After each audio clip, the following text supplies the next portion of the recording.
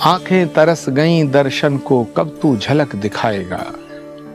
वृंदावन में आने वाले संभल में कब आएगा। कभी कलयुग खत्म नहीं होगा। 4.5 लाख साल बचे हैं। कभी कलयुग खत्म नहीं होगा। कभी सतयुग नहीं आता है। अगर सतयुग में कलयुग नहीं होता तो हिरण्याकश्यप अपने पुत्र को मारने के लिए क्यों चल देता। द्वापर में भी कलयुग था, जहां भगवान कृष्ण अवतार ले चुके थे। उस द्वापर में जब हस्तिनापुर के अंदर सभा सजाई जाती है और बड़े बड़े विद्वानों की उपस्थिति होती है, योद्धाओं की उपस्थिति होती है, एक स्त्री को नंगा होते हुए देखना चाहते थे कुछ लोग। यदि हमारी पुकार उसके द्वार तक ना पहुंचती तो भारत का प्रधानमंत्री इस धरती पर माथा टेकने यहाँ नहीं आता। क्योंकि जैसे कि मैंने कहा, अभी तो कलयुग बहुत साल बचे हैं कलयुग के खत्म होने में। अभी तो प्रारंभ है, जब खत्म होगा तब उनका आगमन होगा। अभी से क्यों इसकी इतनी तैयारियां। नम्रता, कभी कलयुग खत्म नहीं होगा। 4.5 लाख साल बचे हैं। कभी कलयुग खत्म नहीं होगा। कभी सतयुग नहीं आता है। सतयुग और कलयुग अलग हैं। सूरज सतयुग में भी पूरब से निकलता था, पश्चिम में छिपता था। कलयुग में भी। सतयुग और कलयुग में भेद क्या है। कलयुग की अवधि ये, सतयुग की अवधि ये, त्रेता की अवधि ये, द्वापर की अवधि ये हमारी गणना के आधार पे थोड़ी देर को ठीक मानी जा सकती है। लेकिन मैं ऐसा मानता हूं कि सतयुग में भी कलयुग था। अगर सतयुग में कलयुग नहीं होता तो हिरण्याकश्यप अपने पुत्र को मारने के लिए क्यों चल देता। द्वापर में भी कलयुग था, जहां भगवान कृष्ण अवतार ले चुके थे। उस द्वापर में जब हस्तिनापुर के अंदर सभा सजाई जाती है और बड़े बड़े विद्वानों की उपस्थिति होती है, योद्धाओं की उपस्थिति होती है, एक स्त्री को नंगा होते हुए देखना चाहते थे कुछ लोग। वो कलयुग था।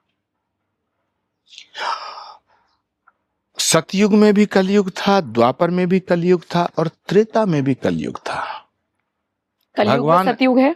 भगवान राम जब आए त्रेता में, अयोध्या में आए, तो मंथुरा ने उनके खिलाफ जो साजिश रची वो कलयुग का हिस्सा है। और जब रावण ने वेश बदल करके सीता का हरण किया वो कलयुग है। हमें लेकिन अब सतयुग में कलयुग नहीं खोजना है, हमें कलयुग में सतयुग लाना है। तो कलयुग कब खत्म होगा, भगवान का अवतार कब होगा, ये हमारे सोचने का विषय नहीं है। भगवान कब आएगा उसकी मर्जी। हम तो पुकार रहे हैं, हम पुकार रहे हैं। आंखें तरस गईं दर्शन को, कब तू झलक दिखाएगा। वृंदावन में आने वाले संभल में कब आएगा। हम पुकार रहे हैं और हमारी पुकार उसके द्वार तक जा रही है।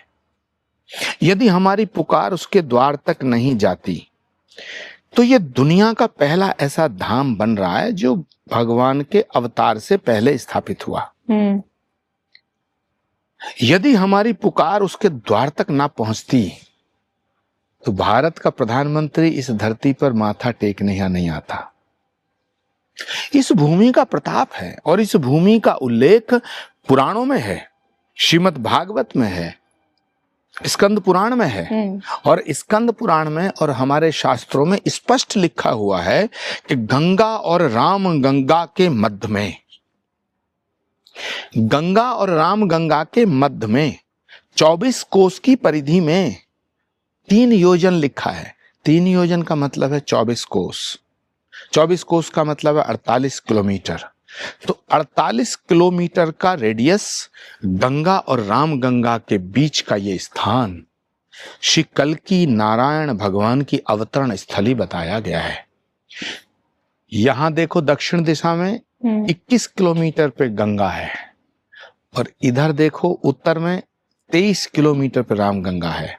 इधर राम गंगा और इधर गंगा के ये मध्य में स्थान है और शायद इस धरती का चयन खुद परमात्मा ने किया है।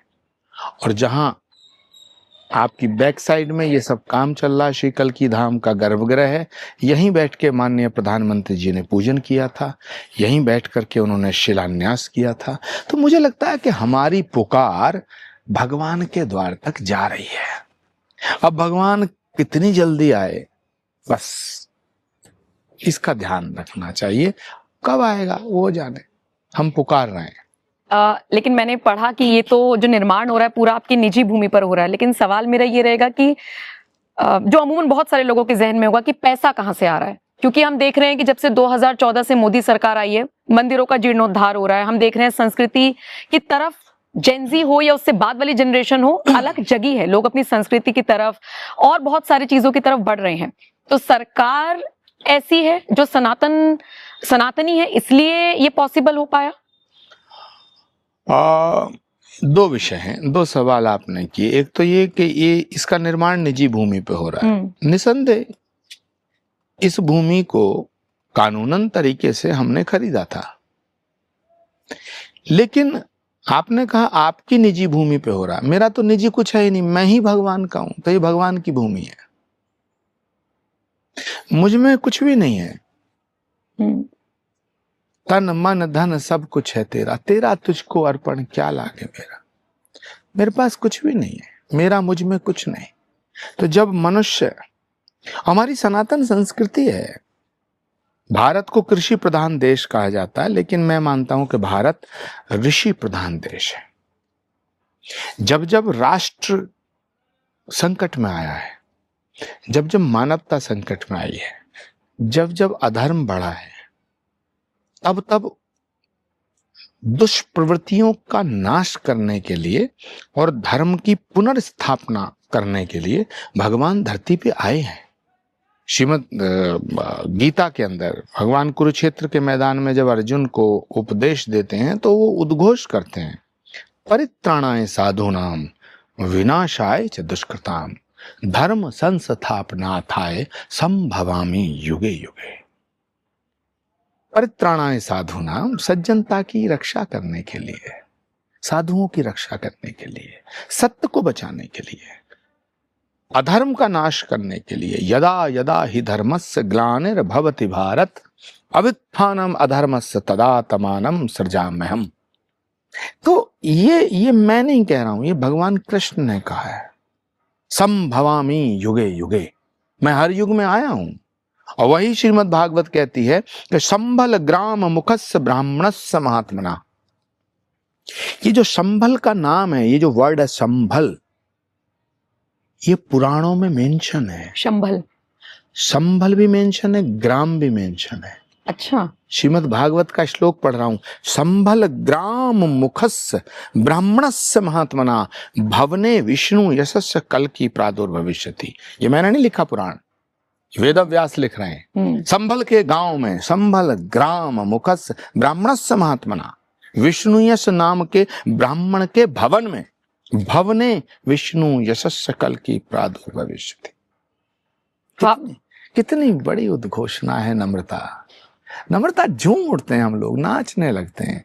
जब भगवान जहां आएगा, जब राम आए थे तो हमें पता नहीं हम थे या नहीं थे, जब कृष्ण आए थे हमें पता नहीं हम थे नहीं थे, लेकिन हमें ये पता है कि यहाँ भगवान आएंगे। ये पुराणों ने बताया। तो जहां भगवान आएंगे उस धरती पर उनके आने से पहले धाम बनना चाहिए। ये मेरे मन में संकल्प आया 18 साल पहले। 18 साल पहले मैं 40-41 साल का उस समय होऊंगा। 18 साल पहले तो मुझे लगा कि भगवान का धाम बनना चाहिए। जहां भगवान आया है वहां सब जगह धाम बने। अयोध्या धाम ना होती अगर राम ना आते, मथुरा वृंदावन धाम ना होता अगर कृष्ण ना आते, हरिद्वार धाम ना होता अगर गंगा ना आती। तो जहां भगवान आया उसके चरण पड़े, जो भी कोई महापुरुष कभी कहीं आए हैं तो उनके नाम के धाम भी बने हैं। तो यहाँ तो भगवान का पूर्ण अवतार, और कल की अवतार का मतलब ये नहीं कोई ऋषि मुनि साधु संत महात्मा आ रहा है, महापुरुष आ रहा है। पार ब्रह्म परमेश्वर आएगा। The last incarnation of Lord Vishnu.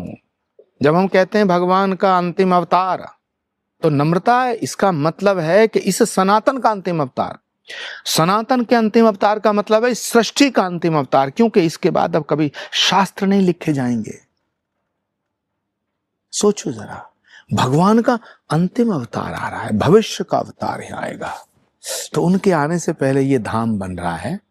और इस हमारे संकल्प को शक्ति देने का काम अगर भारत में किसी व्यक्ति ने किया तो उसका नाम नरेंद्र मोदी है। अगर इस देश के प्रधानमंत्री नरेंद्र मोदी ना होते तो श्री कल्कि धाम का शिलान्यास भी नहीं होता।